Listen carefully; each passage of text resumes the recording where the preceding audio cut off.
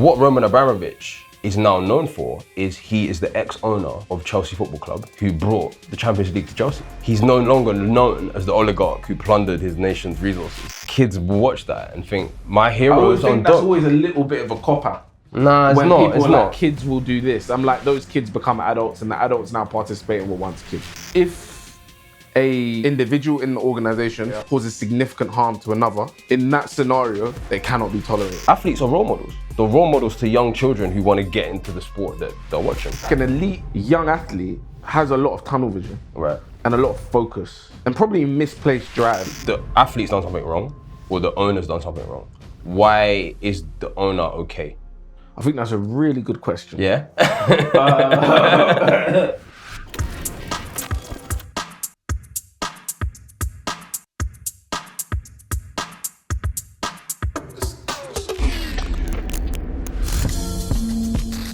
Welcome back to Think Twice, your favorite ethics and moral philosophy show. With myself, Sam Tef. And Ben Urbano. Today we got a hot episode for you. Particularly hot because the man to my left is a pro athlete. Indeed. Come on. Top of your game for almost a decade now, bro. Yeah, that's what they say. They're saying you're a Bath legend. I don't know, you know, that's what they call me, but I don't. Capped for England, top of his game in the Prem. Benz is going to give us a unique perspective on sport today, I feel. What do you think? Got something to say? It'll be an insight, I don't know, like unique. I think it'll be unique. Other people might just have the same thoughts as me. Yeah. What we're going to discuss today, you've seen in the title, is morality in sport. And I can't wait to get into this one. Yeah, man, let's get cracking. That leads us quite nicely on to question one. The first segment is, should elite sports organizations prioritize winning over everything? What do you think? Tough. Yeah? And I think the answer has to be no, but it's very close. Okay. Talk me through it. In sport, you can push the line more than other industries. Okay. Because people are willing to tolerate more. All right. And I think you have an obligation as an organization to yourself, to the participants, to the players, and the fans to deliver as close to that line as possible. So there are a few things we've discussed before, like, is morality contextual or is it absolute? And obviously, what we sort of came to is it's not really absolute. More often than not, it's contextual, but there are certain things which, or I thought, that are always wrong. And there are certain things within sport that you cannot overcome. So, like, give me an example of something that an organization should not be tolerating. If a individual in the organization, so like a player, causes significant harm to another, then in that scenario, they cannot be tolerated. Right, off pitch, domestic abuse, mad crime. Precisely. Although nearly everything else can be tolerated. Nah, that's crazy. Nearly everything else can be tolerated. And simply because you are obligated to players, people in the organization, yourself, and fans, we can't be the arbiters of morality as an organization. You have to factor in everybody's, and everybody's is different. 100%. So you have to prioritize winning and think winning is the most important thing. But yeah, there are a few things which I guess we can't let slide. Yeah, I agree with that. You can't let athletes just be doing willy-nilly off the pitch. But for me, everything but just willy-nilly. Yeah. I think for me, it's like a sports organization has a lot of responsibility. Like you said, you've got responsibilities to your staff, the athletes themselves. You've got a responsibility to the fans. You've also got a responsibility, I feel, to the wider community in which your organization exists. So like for Bath, for example, Bath exists within the context of the city of Bath. Yeah. Right? It needs to do its part in the community for Bath. And it's a massive thing, right? It's a massive part of the city. You know what I mean? It's literally embedded in the DNA of the city. And their actions need to represent their influence and responsibility in that city. So yeah, I do think that there are other things to prioritize. So what about even how like the money has come? Is that okay? Well, we're getting into some hot topics now. So to me, the type of like ownership and money that a sports organization solicits and attracts is a very important way that they need to stay responsible. They can't just be taking money from nefarious actors. And this is where we're going to disagree. Yeah, we arrived there. It took like 5 minutes, but we got there. To me, like the term sportswashing, which is basically when a bad actor, so like a state actor or an enterprise with a questionable reputation, uses their involvement in sport to launder their reputation. And to me, sports organizations have a responsibility to not do that. If we think about your favorite football club, Chelsea. Chelsea was owned by Roman Abramovich for a very long time. And what Roman Abramovich is now known for is he is the ex-owner of Chelsea Football Club who brought the Champions League to Chelsea. He's no longer known as the oligarch who plundered his nation's resources and was living a lavish lifestyle off the back of the Russian people. And he laundered his reputation through multiple decades of ownership. And you think it's the organization's responsibility? Absolutely. The organization cannot take on money from people like Roman Abramovich. Is categorically wrong. It's so wrong. Because they've got responsibility to the wider community. And I think the crux of their responsibility, the nucleus of their responsibility relies heavily upon the people in the organization, the players and the fans, as opposed to their sense of moral duty to the community. But think about it now. Community. Do you understand? Like the people that aren't directly involved or care about the football club or the organization, whatever that may be. But do you see how now Chelsea Football Club are complicit in a crime against every Russian that was born between a certain time I don't frame? think they're complicit. They absolutely are. I don't think they're complicit. How are they not? They're involved. There is some sort of involvement by association. Right. But I don't think they're complicit. I think that's a step too far. Because the money that Roman Abramovich has accumulated over his career, he's used that to invest into Chelsea. Players have been bought with that money. Investment has been made into the infrastructure of Chelsea that has led to the success of Chelsea. Chelsea, to me, are inextricably linked to that dirty money. They're linked. Right. Yeah. I agree. So at what point is there like accountability from the club to say, as a board, you shouldn't accept the offer from this nefarious? I don't think that's the club's responsibility. Maybe, but the board accepts the offer. A privately owned company, I don't think that's their responsibility. Maybe it's the responsibility of the organization in which that club participated. Oh, as in like the PFA, for example, or the FA. Right. The FA, for example, it may be their responsibility or UEFA's responsibility, but it most definitely isn't the privately owned company's responsibility. Their priority and their allegiances are allied to the 4 groups that I've just said. Yeah, but it's interesting that you would draw a line at like an example. Let's say someone like Mason Greenwood. You'd probably agree that he probably shouldn't be playing in the Prem. Yeah, I'd agree. But you wouldn't draw the line at the owner, because in both scenarios, the management of the club have decided to either employ the player or accept the bid from the owner. So what's the difference between the two? It's still like the athlete's done something wrong or the owner's done something wrong. Why is the owner okay? I think that's a really good question. Yeah? And I as you were asking the question, I think the major difference between the two is the fact that now I have this money or I have these resources. I can now divide these resources and do as much good with these resources that I have. Right. Whilst the same cannot be said for a player. And for what they have done. Also, when I looked at this question, I thought it's very much a case-by-case situation. Of course. It's hard to have any flat rules for anything. It's very much case by case. And in particular with the player, I just don't believe the player can do enough good, basically. Right, okay. So the overarching thing that I wrote down was the more important something is to a group of people, the more they're willing to tolerate.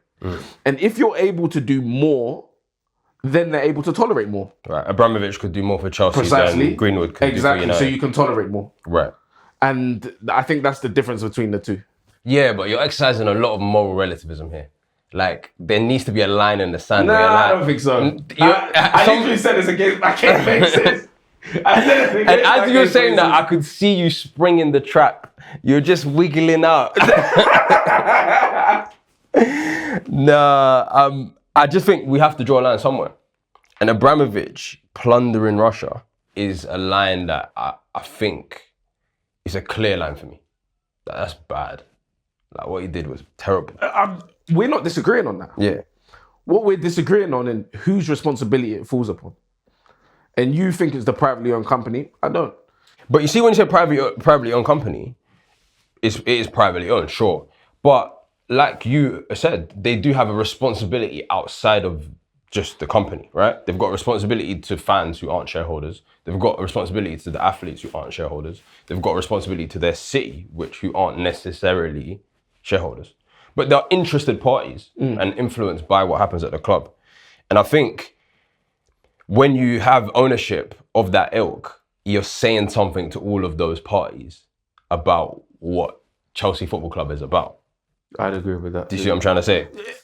I'm not disagreeing that, like, accepting that comes with no Repercussions. yeah. But what I am saying is that their main can't be blamed. responsibility, not even that they can't be blamed, but their main responsibility lies with the fans and the players and the organization. And the goal, as we've agreed, is to win, really. Yeah. So if your goal is to win and your responsibility lies with those groups of people, you have to accept that money. That money. You have to accept the money. We're going to respectfully agree to disagree. You have to accept the money.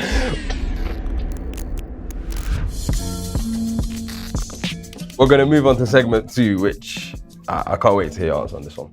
I really can't. I really want you to go first. I'm going to ask the question. All right, you go ahead. All right. Should athletes be allowed to dope? Hell no. Hell no. To me, there's actually 3 different reasons that I think are important as to why athletes shouldn't be allowed to dope. The first one is that athletes are role models. They're role models to young children who want to get into the sport that they're watching. And for the children to be watching their favorite athletes dope is, to me, setting a poor example, and it's very risky to be influencing children in that way. Second one is the safety of the athletes themselves. Like, the organizations who run these sports have a duty of care to the athletes. And I think opening up doping just puts a lot of athletes, especially young athletes trying to make it, at risk. And the third one is, I think the moment you start introducing doping, you actually make sports a bit less fair. You introduce another variable that can be influenced by how much money you have and how much resources you have to administer the actual drugs to your body. And it makes the origin of sport, the grassroots of sport, unfair. Those are my 3 reasons. What do you think? Yeah, but those are like ergogenic aids, right? So like your ability to resource creatine, right, or protein shakes, or clear whey. Do you know what I mean? Whatever it is, your ability to garner that is still affected. Sure, but I think when it comes to, like, especially anabolic steroids or growth hormone or EPO, which is kind of what we're discussing when we're talking about doping, these are highly expensive things to administer, to get hold of and administer as of today. And I think it's creating another thing which might make the grassroots of a sport unfair. Yeah, but so are like cryogenic chambers, for example, or those things are also expensive. But we'll add in another one. Yeah, they add in another one, yeah. So let me ask you, Benz, should athletes be allowed to dope? This really toys with my heart. Because at my heart, I'm a big proponent of personal freedoms. And letting people choose and do what they want to do. And so I sat there. I'm listening. When I had that question, I was really, you should let them. They're going to drug test me after this. But That's what I was thinking. But I didn't land on that. I Really? don't think athletes should be allowed to dope. Okay. And the reason why I don't think athletes should be allowed to dope is because of the unknown nature of the outcomes. Right.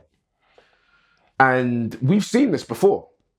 So we've seen before with the NFL, for example. Right. And the players have sued the NFL because of the unknown outcomes of concussion. Right. And given we have unknown outcomes of taking steroids, therefore, I believe that we have an obligation to the players and their safety and a duty of care to the players that we can't allow them to dope. 100%. 100%. I 100% agree with that. Although, Whoa, guy. although if there was a sort of Completely safe way. if there was like an organization Right. where everybody involved accepted the unknown outcomes of this, then yeah, I could let them do it. I'd be okay with that. It's funny that you say that because I was talking to some of the guys I play football with yesterday, and I asked them this question, and they were like, "Yeah, we should have an Olympics that's drug free, and we should have a drugged up Olympics." And which is kind of similar to what you're saying, right? We should have an organization that has everyone accepts. I agree with that. So I can't support that. Right. I think it's wrong. Right. But Let them have at it. let them do what they want to do. Right. Don't you think though, we might be creating role models that are dangerous for children? I don't think an athlete's responsibility is to be a role model. Yeah, but what I'm saying is the organization, so the Olympic body, has a responsibility to children, right? The athletes themselves may not need to be thinking, oh, how do I come across to children? But the organization who runs the sport needs to think about how they come across to children, right? Yeah, I would agree with that. Yeah, and well, that's what I'm saying. So aren't you missing something there about being role models to children? But one thing that I think you miss is that these children are someday going to be adults. And those adults now that are competing and have accepted were once children. And if we accept that as you grow older, you learn information and you decide that's the path you want to go down, then so be it. I think that's fair to allow that. I know, but when you accept something and you put it on TV and it's accessible for children Whether it to should watch. be on TV or not is another discussion, because I can't sit here and be like, I support this. Yeah, no, I know what you mean. If there is enough of a demand that people want to see it, I think we have to fight for people to be free to choose and the autonomy that comes with that. Yeah, I just think it's a little bit like kids will watch that and think, my I hero always is on think that's dope. always a little bit of a cop-out. Nah, it's When not. people It's are like, not. kids will do this. I'm like, those kids become adults and the adults now participating with once kids. So I do respect that, like, what we show to children is important. Yeah. But I don't think this is that problem. Fair enough. To be fair, we do agree fundamentally that the safety of the athlete will be put in jeopardy if there's widespread doping. Like, what do you think, like, in terms of young athletes trying to make it, they would be most at risk, right? Like, they would be trying to get the edge as much as possible and trying to find a way to, like, break into the first team, make a name for themselves. Would you agree that those young athletes would be most at risk? Yeah, they would be. Yeah. That probably isn't my major concern.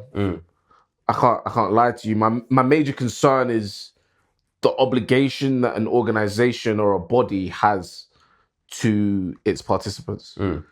And to subject your participants to something that you are unaware of the outcomes without them accepting the fact that it may go wrong, I can't get on board with that. I hear it. Let me play devil's advocate a little bit. How do you feel about athletes recovering from a serious injury using steroids, for example, to get back to where they once were? In a competition in which it's banned? Well, forget the competition. How do you feel about, from a sort of, in a vacuum, how would you feel about an athlete taking a controlled substance in order to get back to where they were before their serious injury? Oh, like... Yeah, this is going to be a bit funny.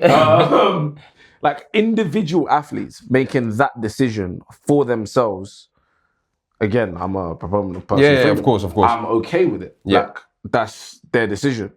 Can I ever support that decision? No. But I'm happy for you to make the decision that you think's best for you. Fair enough. Weirdly, I actually don't mind organizations allowing for that specific scenario where you've got a serious injury and athletes trying to make it back from that injury, and you put them in a controlled environment where they use the substance in a safe way. But you can't do that because you get like, Would you get cheating, you reckon? not essentially that, you get like genuine changes to an individual's biology as a result. Right, okay. So you're changing somebody's biology who's now going to then compete, and I don't think that's particularly fair.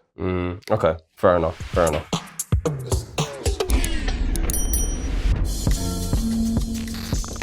Cool, all right, perfect. Let's move on to the dilemma.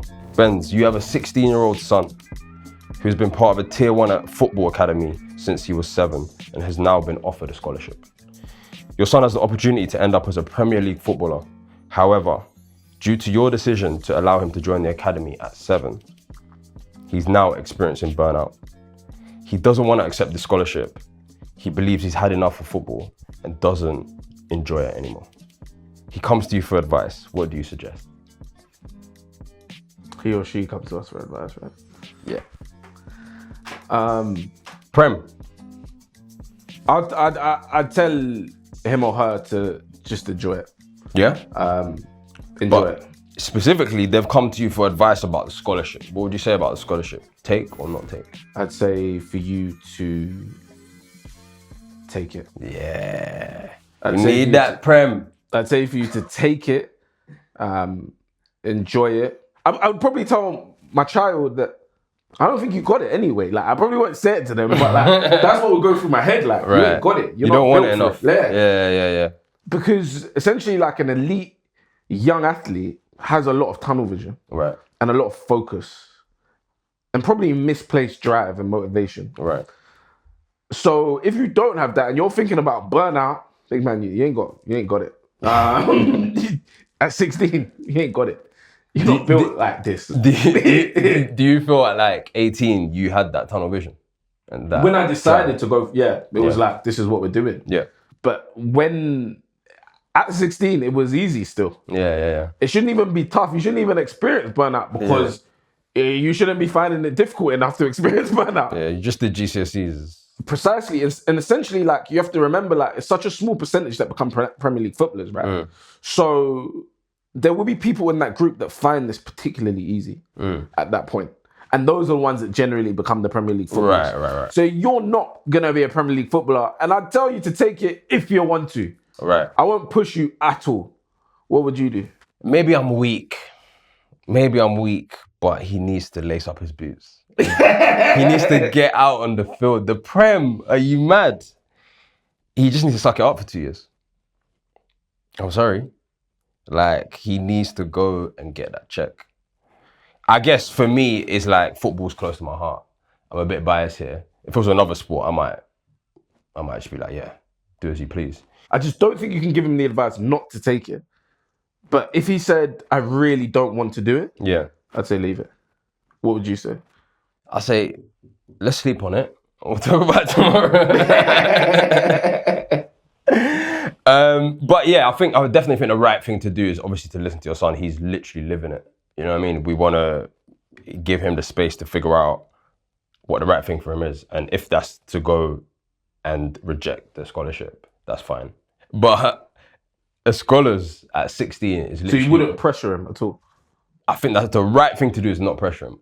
In reality, I might be pressuring him. Unfortunately. Oh, yeah. Sorry.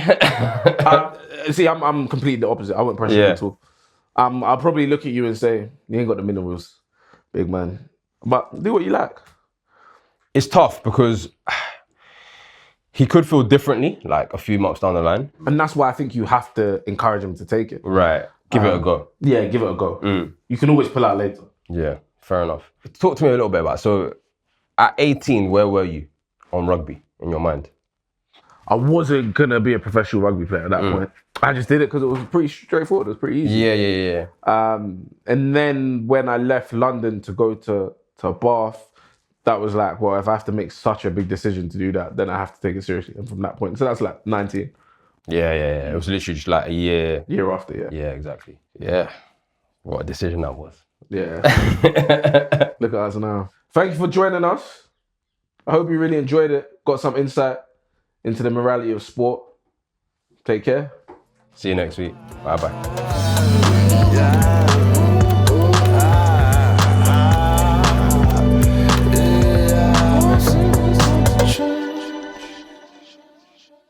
Is there anything you want to mention in the intro? No, not really. No? It's been a while since I intro. Lovely. I was worried that it wasn't recording. No, right. 16-year-old son, I'm bullying him. Like, that don't sound right. Do you know what I mean?